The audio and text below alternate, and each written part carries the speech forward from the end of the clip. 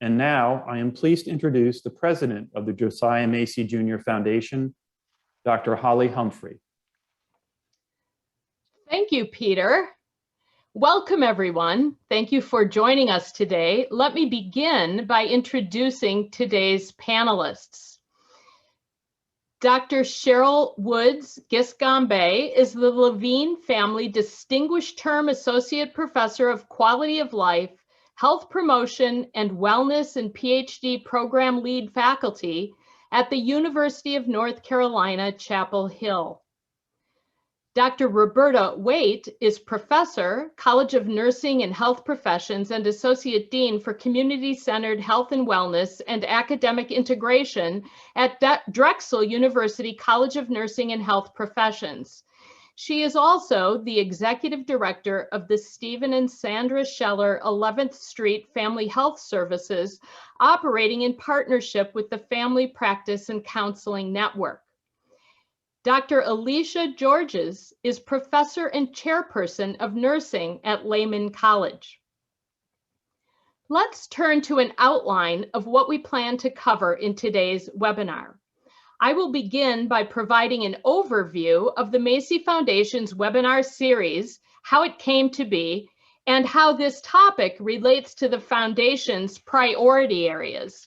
Then I will turn things over to Dr. Alicia Georges to review the conference recommendations from the Macy Foundation's conference and connect those recommendations to the Future of Nursing Report 2020 to 2030, which was just released a few weeks ago. Dr. Georges will then ask Dr. Roberta Waite and Dr. Cheryl Woods Giscombé to give examples of the work that they are doing to improve the clinical learning environment, particularly focused on recommendations 2 and 3 from the Macy Foundation's conference. Now, our goal is to leave a sufficient amount of time in today's webinar to hear from all of you and to have the time to respond to the questions that you will pose to us. So let me begin with the Macy Foundation conference on the next slide that was held in February of 2020, when a group of conferees, including faculty, students, residents, and leaders from medicine, nursing, and other health professions came together to discuss this topic of addressing harmful bias and eliminating discrimination in our health professions learning environments.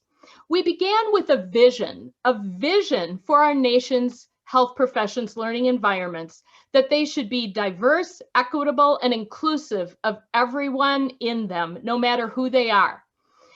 We believed that every person who works, learns, or receives care in these places should feel as if they belong. The conference resulted in a number of important outcomes, including the 4 overarching recommendations, which we will review today, and a series of action steps to help achieve these recommendations. And you can find this on our website with the hyperlink that you see displayed on the screen. Now, the conference also has led to a webinar series. In fact, today's webinar is the 7th in a series, and this one in particular is the 2nd one where we have focused on nursing. And today we aim to focus more precisely on the clinical learning environment, in contrast to our first webinar on nursing, which focused much more on the classroom environment. Also, just to let you know what's ahead, the Macy Foundation is planning to launch a podcast series this fall entitled Vital Voices, where we will follow up on many of the important issues and questions that have come up as a part of this webinar series.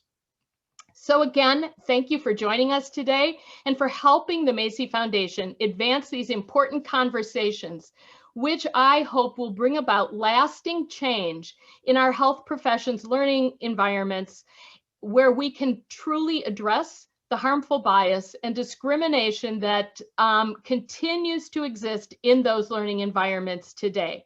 And now it gives me great pleasure to turn the platform over to our distinguished speakers, beginning with Dr. Alicia Georges.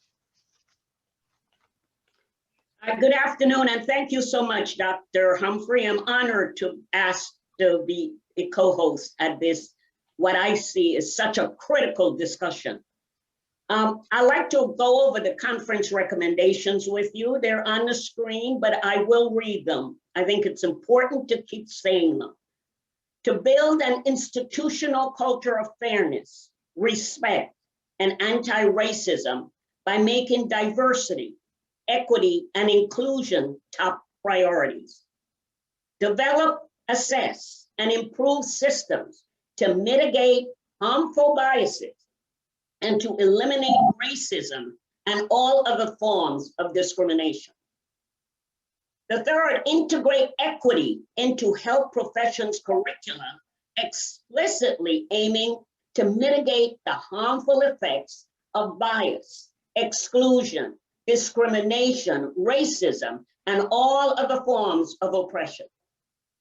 And the fourth one, increase the numbers of health professions, students, trainees, faculty, and institutional administrators and leaders from historically marginalized and excluded populations.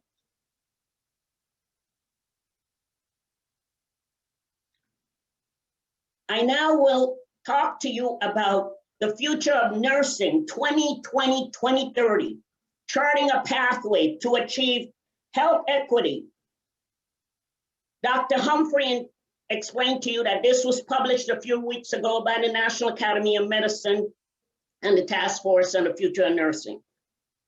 This monumental report intersects well with the recommendations of the Macy Foundation. There are 9 recommendations. I will not read the 9 recommendations to you, but there are 2 key messages that I want to share with you that intersects in our discussion today. Those 2 key messages are that we must prepare nurses to tackle health equity, and we must fully support nursing.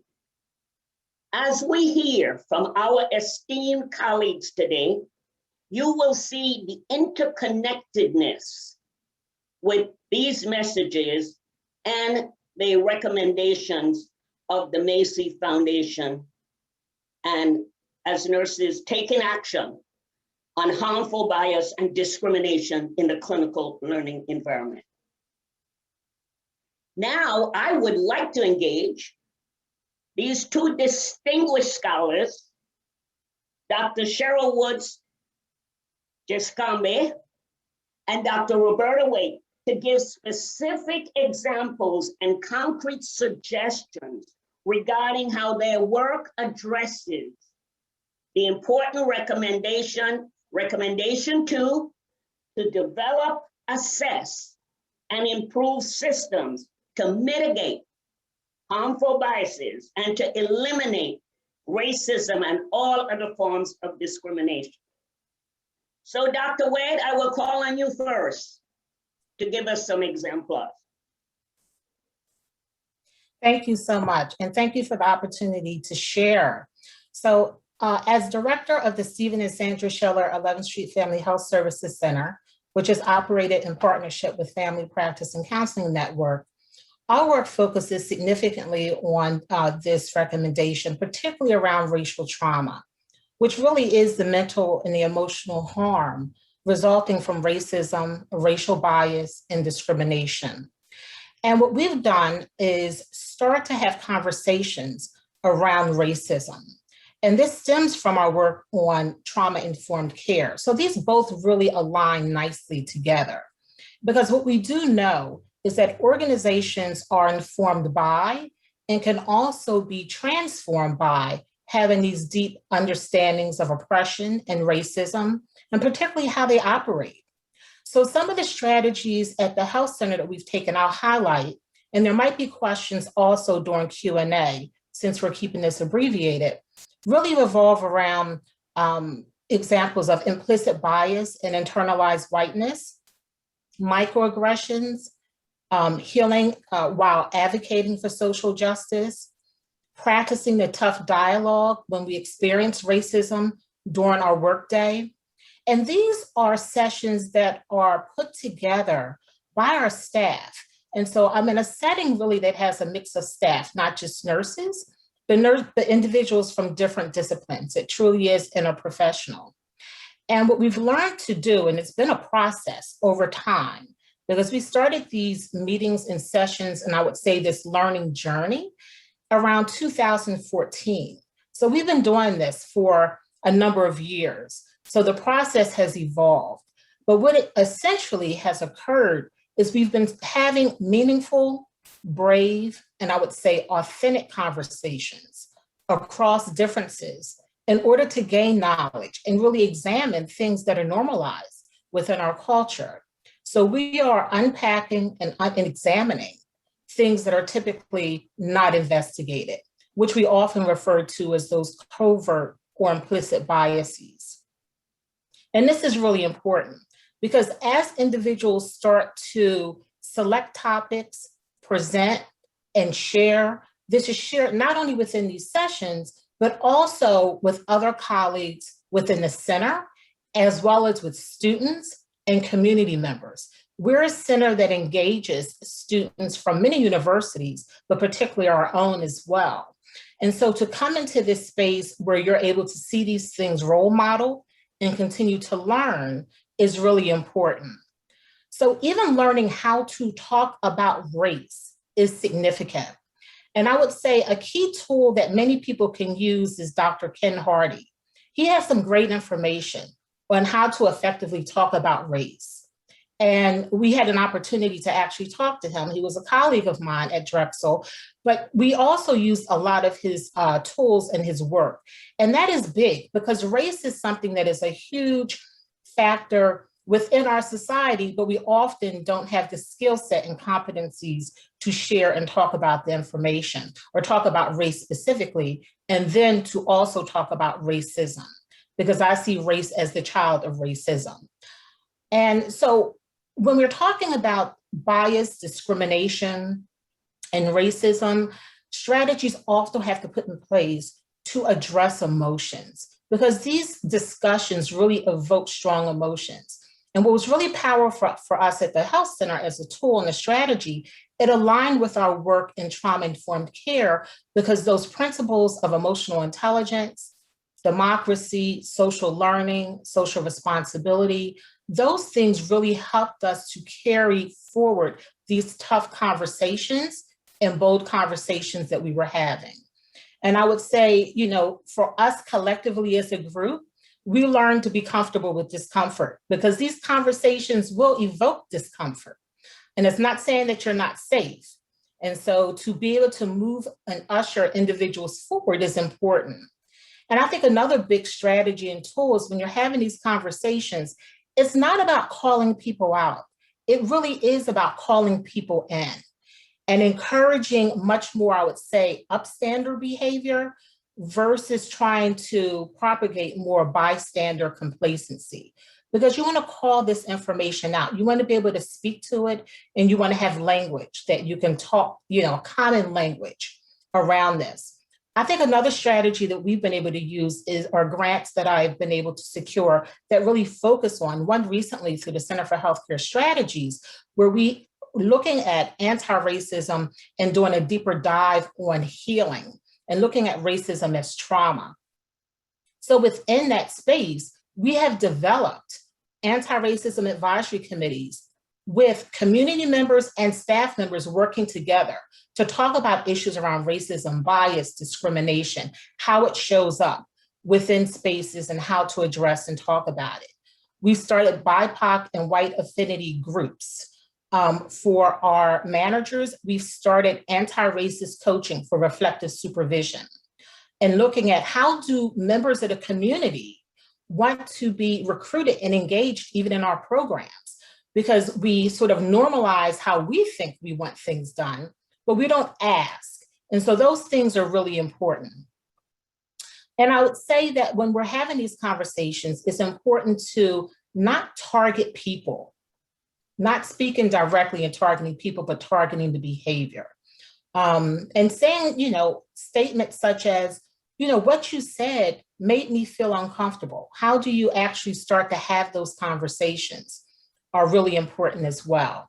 So I don't want to take up too much time to share time with my colleague as well, but I will also put in another suggestion for individuals who really want to learn how to work around bias specifically. I would suggest the Crawford's bias reduction theory and training. Dr. Crawford has some wonderful work around bias reduction, addressing discrimination, and she really speaks to how racism, bias, discrimination, and prejudice are actually socially transmitted diseases because they are within our social atmosphere. Thank you, Dr. Waite. Dr. Giscombé, would you share some of your examples addressing recommendation number 2?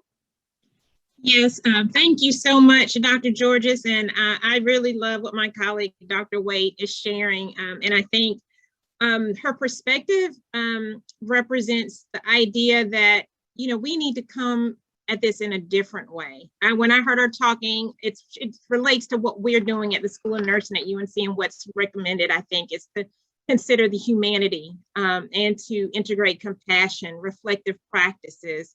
These can be emotionally charged conversations, and we want to empower our students, faculty, clinical partners, and stakeholders to be able to engage in communication. Just like any other type of dynamic or relationship, healthy communication is what's going to help bring change.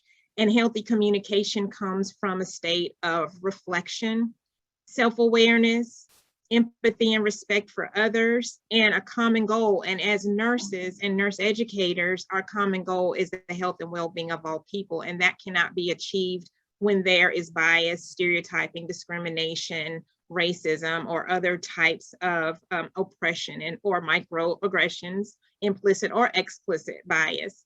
And so as a Josiah Macy faculty scholar, my project focused on developing an initiative called the Interprofessional Leadership Institute for Mental Health Equity. I'm a psychiatric nurse practitioner as well as a social and health psychologist. I work at UNC Chapel Hill and was able to partner with a nurse-managed community health organization that provide wraparound services. And what was so exciting about that agency is that we provided clinical experiences for nursing students at every level, for undergraduate, master's, DNP, as well as PhD students.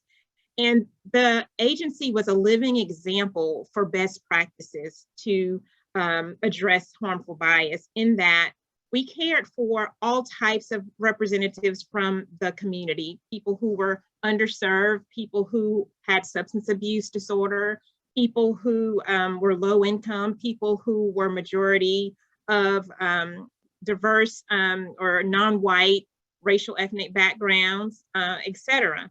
And so what the students saw coming through the door was, no matter what the background of the individuals that were there to provide care, we treated each person with dignity and respect, and they had an opportunity to have the highest level care, not just the direct care provided, but even the environment had to be beautiful, had to be neat, had to have high quality furniture, all those things. We often think that certain people deserve certain things and others can just take, a lower quality. And so I share all that to say that what students not only are taught, but what they see and how they are encouraged to be respectful of all people, no matter what their background, and to understand people come from context, and that what we see on the outside may cause us to lean towards assumptions. And what's important is when students have clinical experiences, they have an opportunity to challenge those assumptions that lead to bias behaviors that can lead to health inequities that are caused by the healthcare organizations. It's important for us to give students the language they need to speak up when they either directly experience bias or discrimination, or when they observe that. And what's helpful, a recommendation, and hopefully we get a chance to talk about it a bit more, is that the universities that have nursing schools can provide resources to the clinical sites to help them know what our vision and mission are. Not just send our students there, not just give them the document that they'll use to evaluate students' clinical practice, but to share and not assume that these clinical practice sites understand our vision and mission when it comes to equity and reducing harmful bias. And also, I'm sorry, Dr. Giscombé, I've got the time warning. Okay, sure. And so you're doing your job well, Dr. Georgia. I just want you to, to look at the third, and I think you and Dr. Waite have already begun to answer some of that. So in the last remaining 3.6 minutes that we have, would you start with how do you see integrating equity into the health professions curricula? You just addressed some and explicitly aiming to mitigate those harmful effects of bias, exclusion, discrimination, racism, and all other forms of oppression. And Dr. Waite, you can jump in and amplify. Sure. Go ahead, Dr. Giscombé. Oh, okay.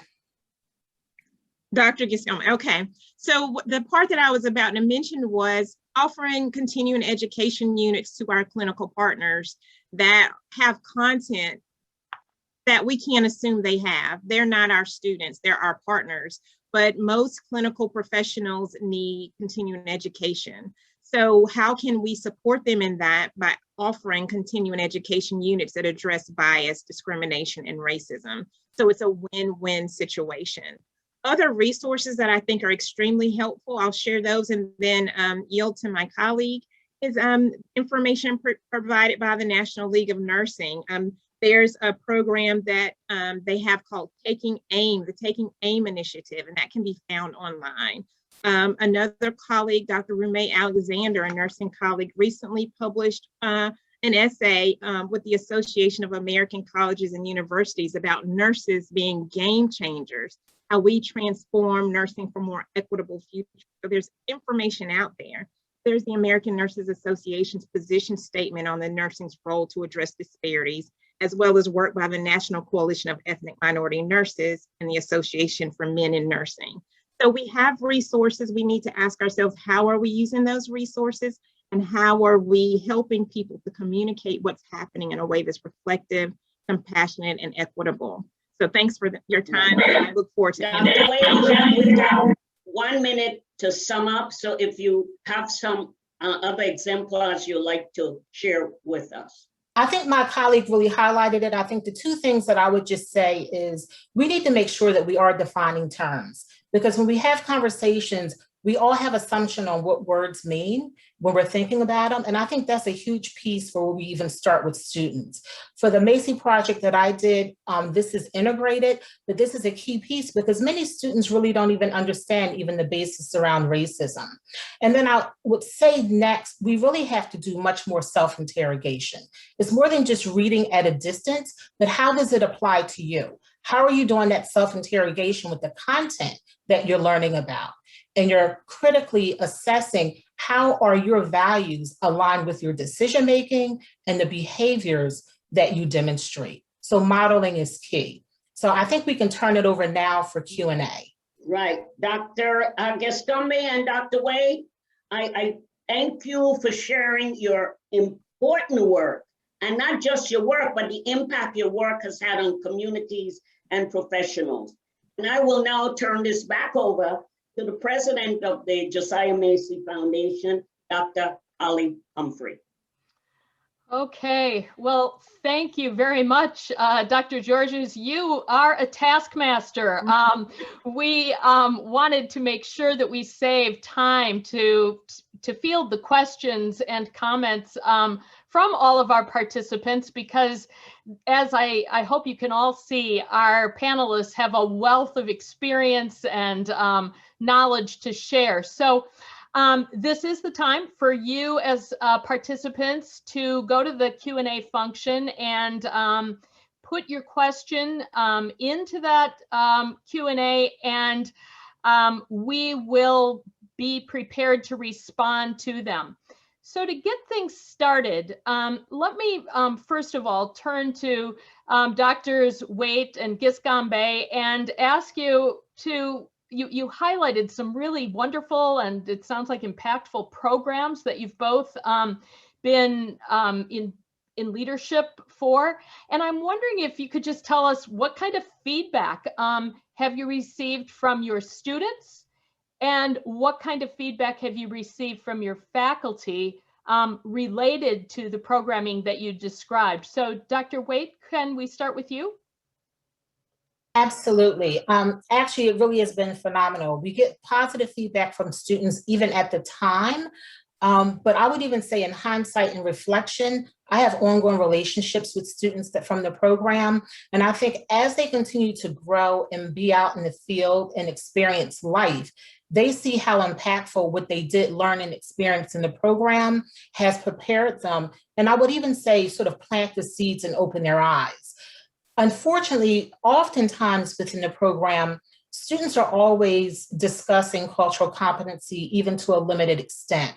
But there's not a deeper impact beyond now even more social determinants of health, which I identify as social influencers of health, but actually looking at the structural components too, of which form and inform and influence these things to be in the first place. So it's not that students see what they see and it just happened, but how do they understand the history of how we got to where we are?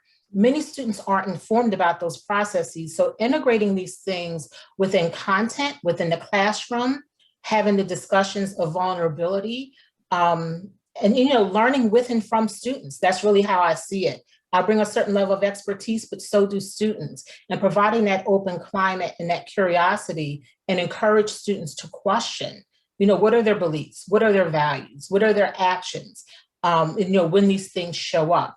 And role model for them some of those challenging conversations that can occur and really lean into that discomfort. That's terrific. Dr. Giscombé? Yes, I've also, personally directly heard from students about the benefits of their experiences, and also the patients, the people we've served. They have shared feedback about how they feel being treated with respect, noticing the way that the students have worked with them, seeing how patients have opened up to students who are in a realm where there's that openness and there's that focus on inclusion and equity. It doesn't just impact the students, it impacts the patient experience. So both of those things occur. Yeah, thank you for underlining the reason that we do this work is ultimately really to positively impact patient care. I have one additional question, and then I'm going to turn to Peter Goodwin, because I see that we have an active Q&A happening right now. And before we do that, I know that at the Macy conference and listening to your comments today, it seems that we believe that implicit bias training is appropriate. However, as best as we can tell, the primary measurement tool has not been shown to demonstrate reliability and validity. And so, Dr. Waite, I'm wondering if you'd be willing to comment on that. Well, I haven't dug deep into the literature myself regarding it, but I have also heard very similar comments. What I do believe is over the past year, with more awakening and discussion around anti-racism, you see predominantly trainings around implicit bias. And that seems to be the large majority of focus for many places. And I'm not saying that implicit bias shouldn't be discussed at all. However, if we want to create and transform things, we have to understand also some of those root drivers and causes, and more discussion and a deeper level has to be examined.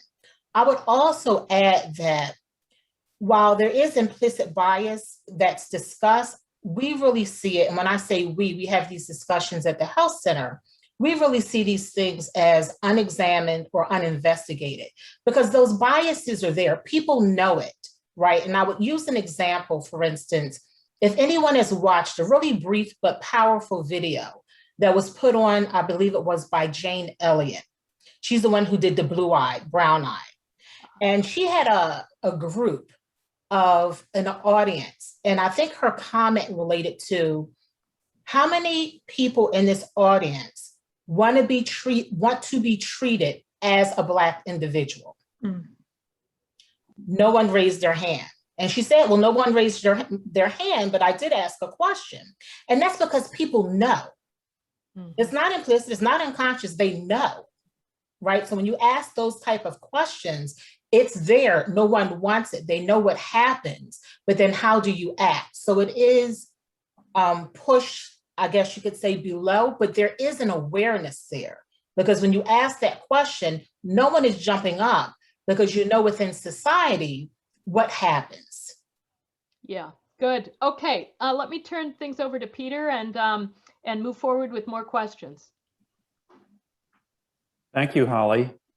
As a reminder to all the attendees, the chat function is now enabled. You are chatting now with all attendees and panelists, and we encourage you to use that to share information or best practices or to comment on responses to the questions. So let's go to some of the questions. The first one is from an individual who identifies herself as a white nursing educator. She worries that when she speaks to these critical issues, she could be perceived to have a, quote, white savior complex. Do you have any thoughts to share with her and all attendees about this and any recommendation to mitigate this or to address this?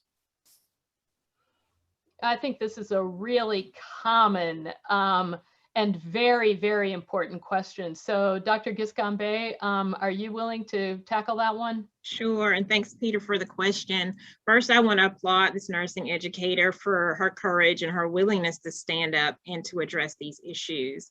And that can be a challenge, you know, when someone's trying to do well and you're concerned about the perception. And one thing that I would recommend is your resources, the resources and references that you're sharing when you work to mitigate these issues, making sure those come from diverse scholars, making sure you're crediting the people from diverse backgrounds who have contributed to your understanding. So then you're helping not only, as they say, people get to the water to drink it, but you're teaching them how to move forward in their own way. So they're using those resources. And so therefore, of course, we're a dynamic system working together. And so your work is supported by the work of others, and crediting them will help people see, I think, your authenticity and help them to continue to grow in the ways that you're supporting them to do so. Thanks for your question. Yeah, Dr. Georges or Dr. Waite, would either of you like to comment on this, I think, really important question of those who are concerned about being interpreted as having a white savior complex? Well, Dr. Humphrey, you know, being running a nursing department with a mixed faculty, I think what one has to do first and foremost is create a safe environment, as Dr. Waite and Dr. Giscombé has said, so that that person does not feel that what they will be seen as trying to be a savior, but that the dialogue has to be continuous and that we have to improve on that dialogue. You know, the issue that we have is we tend to back away because we're scared how people may feel. And I say to this nurse educator, go ahead and speak up. And then work with your colleagues, and you're going to have, you know, we all get some flashback, but you need to be ready to discuss that and to move on with what you then see as the most important solutions and resolutions to issues that have been addressed in the environment that you're talking about. Great. Dr. Waite, do you have anything you would like to add to that? Now, I do think open communication and dialogue is key in understanding where somebody's coming from when they do make a statement like that, because I wouldn't want to make an assumption. I wouldn't want to make an assumption or interpretation on what that person may mean. So I think clarification is always going to be important. And I think for the person that's the right person is trying to help, again, communication and making sure they're proximal to the issues they're really trying to help with so that they have an understanding as well. not to come in per se and rescue, but what are the needs? Because quite often, many people have the tools and they know how to do it. They need the opportunities and the resources to do it. Good, wonderful points. Okay, Peter, back to you. Thank you.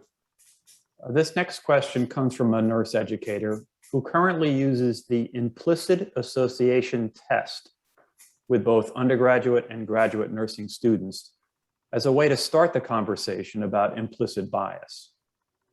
Do you have other suggestions to help students grasp this concept better? Wonderful question.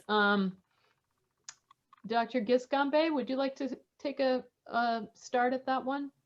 Yes, thank you. I think it's excellent. It relates to what you brought up earlier, Holly. There are definitely many ways to help people have conversations about their biases, assumptions, stereotypes, etc. One of the methods I use is art-based or arts and humanities-based. Poems, stories, books, actual use of art. There's the visual thinking strategies. I hope people can kind of write down visual thinking strategies. You can work with a museum educator or a museum staff member to help you with that. But basically, you can selectively pick pieces of art or pieces of literature and sections that will help illuminate issues that could be related to bias or different perspectives. And you basically give the participants a chance to share what they see, what their perceptions are, and it allows each person to see how different their perceptions are from others when you're looking at or reading the exact same thing. And so that is a nice opening to help people to understand how different we all see, think, and do things. And not only the fact that difference is wrong, because difference is not wrong or incorrect, the difference can also be strengthening, but first there's the need to be aware of that difference. So that would be my suggestion, that you can use arts and humanities as well as, of course, stories, anecdotes, because those are really memorable. Yeah, wonderful. Dr. Georges, do you have anything you'd like to add to that? Well, one of the things that we've done is, and you know, it's an old technique, Dr. Humphrey, but it's role playing.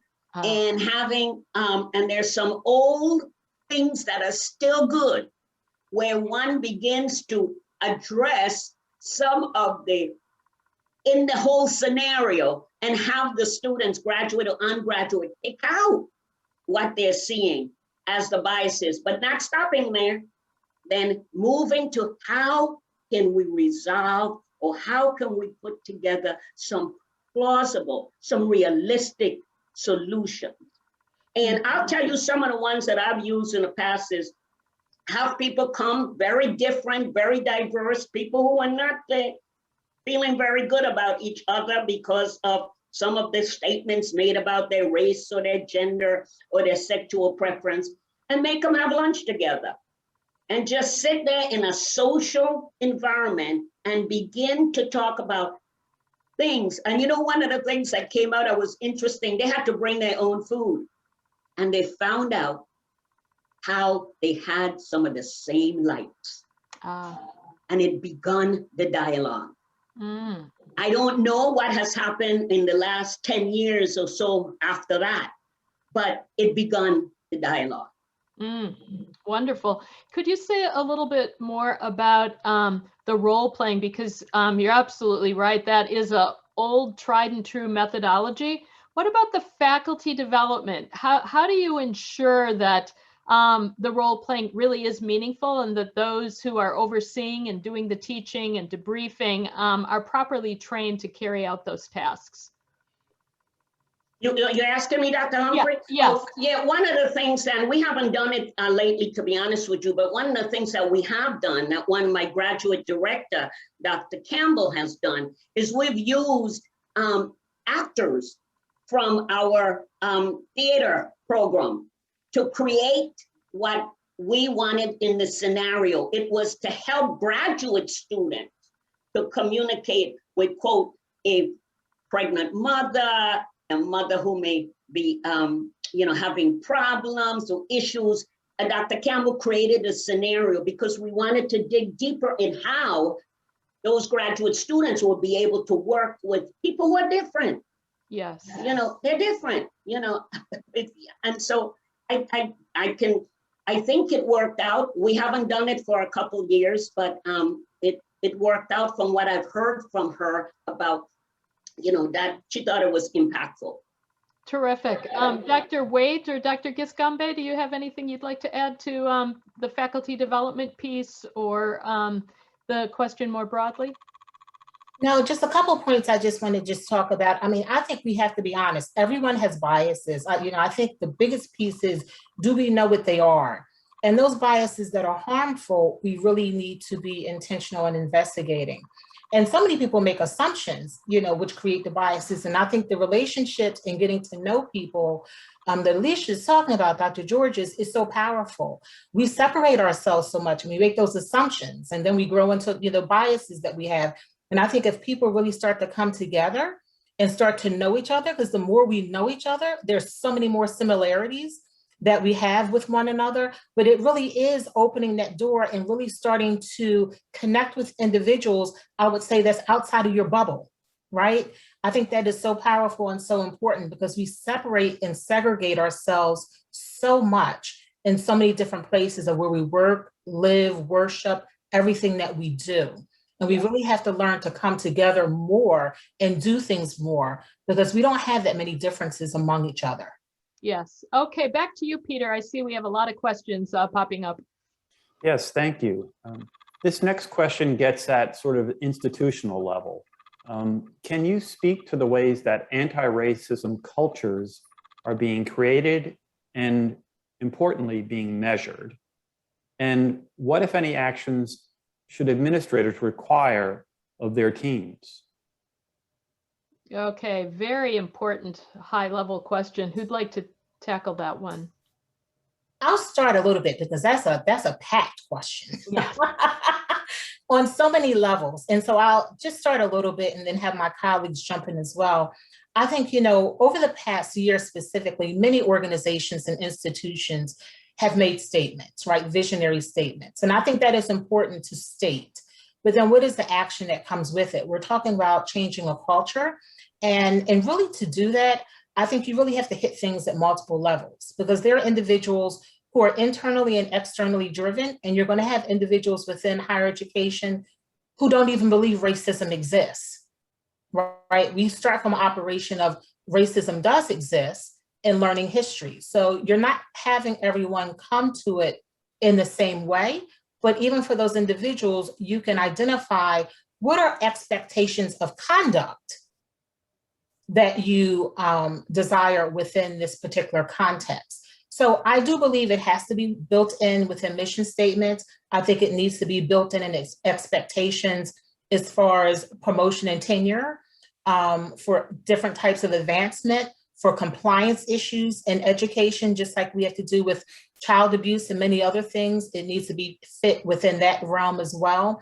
So it really needs to hit in multiple ways for staff, for faculty, and then for students, of course, within the curriculum, within testing, and then I think also within our exams. So we're showing up in how we question or query students in the NCLEX. So it has to hit at a multitude of levels because racism is at a multitude of levels, right? And so it's the same ways that racism permeates, we have to do the same thing to deconstruct and unpack it. Yeah, and do you have anything to suggest related to measuring how we're doing? I mean, I think that's always such an important and difficult area, but do you have anything you'd add to that, Dr. Waite? I mean, I don't have one specific tool. I know there are some tools, and I'm drawing at a blank right now, that really talks about racism assessments within the multitude of ways, because I incorporated that into one of my studies, but not per se a specific tool on anti-racism. Mm-hmm. Okay, good. Would either of our other panelists like to comment on this question? I don't know if we can call this or how we would see this as a measurement, but I think that one needs to look at what to do some retrospective looking at what kinds of incidents and issues that arose, and then what happened after the discussions. Have those decreased? I have to tell you, I work in quote, a very, well, I don't know how diverse it is, but I don't think we've learned how to do it yet. I think that institutions, higher education as a whole, are just learning how. You know, we're just learning how. We've got experts like Dr. Waite and Dr. Giscombé who can be assisted, but we have not tackled it to the extent it should have been tackled. And people like me who look like me, who work in institutions where students look like us or speak Spanish, have not done a good job at it yet. We haven't. Yeah, I completely agree with what you said, but I do want to highlight and underline that there is a role for critical incident studies and the critical incidents as teaching tools, whether that's in a case-based format or other types of formats. So that's one way to get started. I think Dr. Waite also illustrated through her comments that while we may still be in search of the best tool, I know that many institutions do rely on climate surveys. In many ways, those climate surveys can often be way too broad to be specifically useful, but if you can follow a climate survey over time, you can perhaps see some important trends. And to the extent that the institution is willing to be transparent with their climate survey findings, it's an important way to engage the faculty, the students, the staff, everyone who is working there together around how various groups are experiencing their environment. So that's just one thought. Peter, back to you. Thank you, Holly. This next question is that the panelists have mentioned modeling behavior, the importance of it, and treating people with humanity. For others who are interested in this, can you suggest a resource that will provide information to help both providers as well as students learning to ask the right questions, to open the line of communication, to be sure they're meeting patients' needs and not making assumptions? I think that's an excellent question because well, even though the term nursing theory or nursing theorist, you know, we can think about grand theory or middle range theory, but there are also nurses who've written about this and maybe their reflections and philosophies haven't been labeled theory yet. But there are nursing trailblazers like Elizabeth Carnegie who implored us to engage in reflective practices and equity. And she even mentioned things such as mindfulness. And I think it relates to the previous question too about how do we build an anti-racist institution. We have to remember that we can't ask people to be their best selves if they don't feel cared for, if they don't feel heard, if they feel oppressed. And so I think one of the things that is working, and I say it in present tense because we're not there yet, but one of the things we have at our school, in addition to our racial equity and inclusion work, we also have wellness work.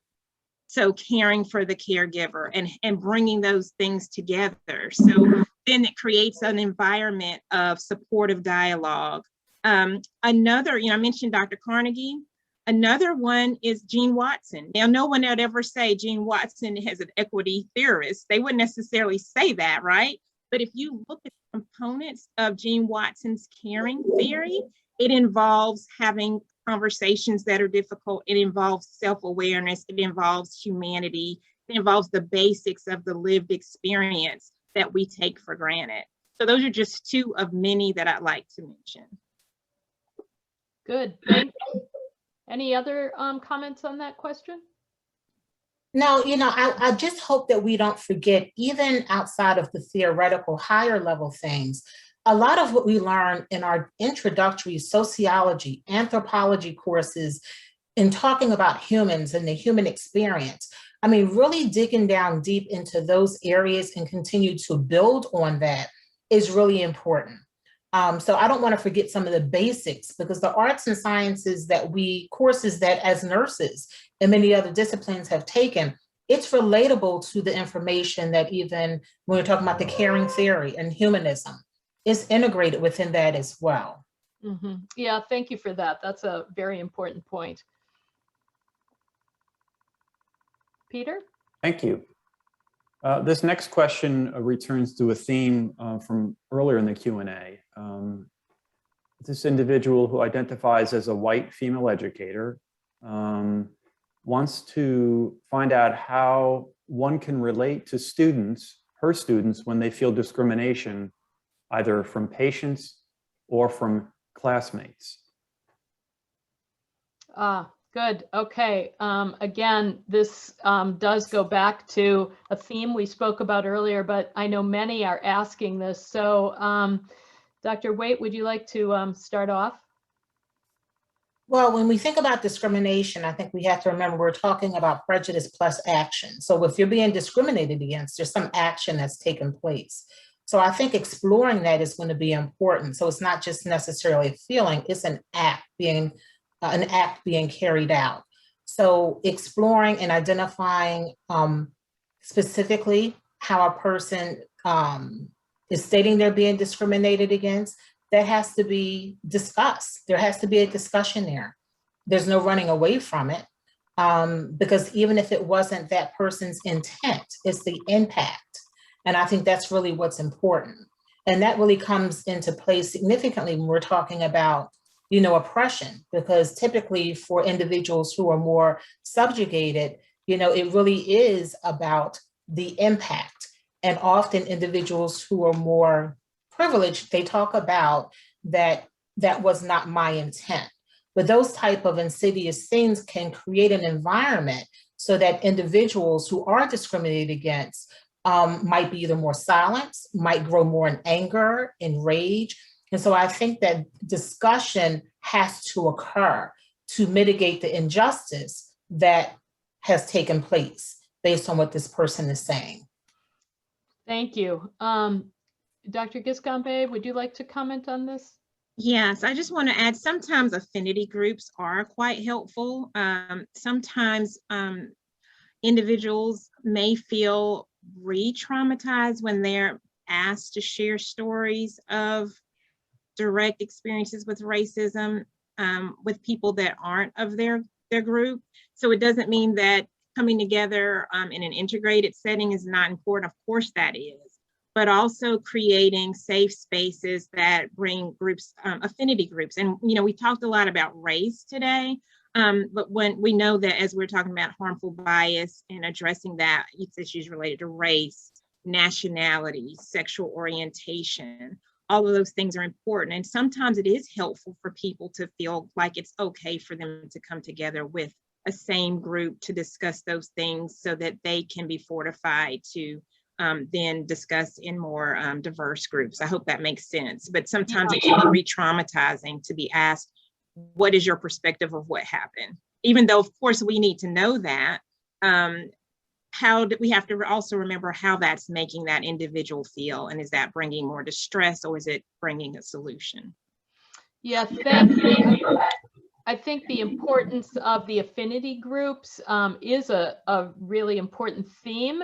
And the second point that you made about the sensitivity to a trauma-informed approach to dealing with those who have experienced the trauma directly or indirectly, I think is very important to bear in mind. Dr. Georges, did you want to comment on this question? You know, that question causes me some being uncomfortable, because I think that one of the things that we must address, and maybe because I'm come from a very different civil rights days, Dr. Humphrey. Yes. But we've got to make sure that the environment does not tolerate that kind of behavior. Mm-hmm. And we've got to speak out about it. Mm-hmm. I think Dr. Waite keeps talking about communication. We have not, and I'm trying to interconnect what you said earlier. That's a critical incident to me. Yes. And those are the kind of critical incidents that must be used for teaching and continuous improvement. Yes. And for us then to use that to see, have we really changed the climate? Because students and faculty should not continue to have that kind of discomfort, you know, Yeah. throughout their education. So that's all I had to say about that piece. Well, Can I add one other thing here? I think what you Yeah. just said, Dr. Georges, is so important because it's those norms that have been codified, right? That allow that behavior and statements to occur and to occur without even thinking about it, right? There's no consequences. This is normalized. So I think really the climate and environment and if we don't speak up, then we're actually complicit in supporting and making that sort of that type of environment conducive, which we don't want to do. So, you know, the climate and environment is huge. Yes, and I think both of you are emphasizing the real critical importance to not being silent when these things are happening. And I'll just take it one step further and tell you that I certainly learned from my years as a dean for medical education. I learned from my students that they really needed to hear from the top leaders in the institution when events happened, and they wanted to hear every single time. And I have heard that again and again and again over the years, so that it was very clear to the whole community where the institution stood on a particular issue or matter, and that it was very clear, just as you said, Dr. Georges, that it was not acceptable that certain incidents or certain types of behavior had taken place. So I think that's very, very important. And then the follow-up, using the trauma-informed approach, using affinity groups, and using great care to respect the potential for the minority tax by going again and again to people who are asked again and again to explain how they're feeling or how they see an incident can actually be re-traumatizing. Peter, do we have time for one more question? Holly, we are at the top of the hour. I'm afraid that was our last question. Okay. So I will turn it to you for wrap-up comments. Okay, well, first of all, I'd like to thank our panelists. This was a very rich discussion. As you know from our earlier webinars, that there is a real hunger for learning more about how to manage the kinds of issues that arise, especially in clinical learning environments. I also want to point out that the Macy Foundation has upcoming webinars, one that will focus on harmful bias and discrimination for those who are differently abled, both our patients and our health professionals themselves, and also a topic related to harmful bias and discrimination related to aging very broadly. So again, I'd like to remind you that the recording from today's webinar will be on our website next week. And I'd like to thank all of you for your outstanding questions and thoughtful participation. And again, a major thanks to today's panelists. This concludes today's webinar.